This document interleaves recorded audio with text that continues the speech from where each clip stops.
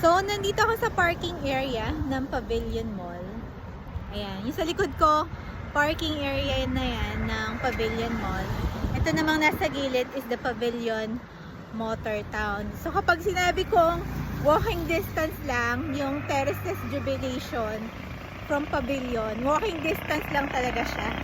So, laharin natin para makita nyo kung gaano kalapit yung Terraces Jubilation. Ang maganda pa rito, since anong Jubilation Road siya, malapit lang din siya sa SLEX, Mamplasan Exit, pati sa Calax. And accessible din sa National Highway. Kasi kung taga Binyang ka, malamang alam mo yung Pavilion Mall. O diba? Sobrang lapit lang sa National Highway. Very accessible. Kaya kung may estudyante ka nag-aaral sa Perpetual, malapit siya doon. If you're working in Industrial Park, malapit lang din siya. So, ito na yung actually from here, andito na tayo. Pinakauna natin makikita yung commercial unit niya. So, talikod lang ako. Andito na actually tayo. Paano ba ako gigilid? Tayo sa hindi masyadong mainit. So, ito na yung terraces, di ba?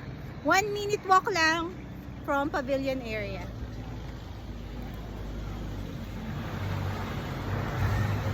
Ayan yung niya, kanyang parking building with commercial space property.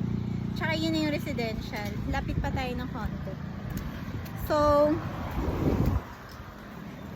sorry, masyadong nasa kalsada kasi ako. Yung pinaka-entrance ng condominium andito. Actually, may entrance din dito banda sa may commercial. Kasi syempre, di ba? Ang target naman ng commercial properties ay yung mga tenants. So, magkakaroon ng entrance. Ayan. From that area, may entrance dyan. At merong entrance din dito sa gitna. Actually, mura pa yung condo unit dito kung i-compare mo sa iba. At the same time, di ba, accessible siya. May mga condominium projects kasi na hindi accessible sa National Road. Ito, ang lapit lang. From Pavilion, 1 minute walk lang. Tapos, ano to, ang kaharap nito is the One Business Asia sa Jubilation. So, ayun nasa likod ko, yung residential.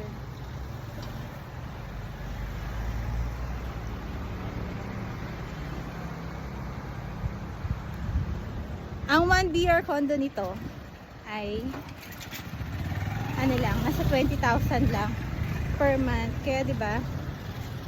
Kung marami kang budget diyan, kaysa bumili ka ng kotse, lalo na yung mga OFW. Yung iba bibili ng kotse, tapos babalik rin naman sa ibang bansa, di parang wala rin gumamit ng sasakyan. At least dito sa condo, pwede mo paupahan. Dun banda yung entrance niya, yun nga lang, ongoing siya eh. So, hindi na ako lalapit muna. So, that's it. So, if you need a sample computation of the property here, please let me know.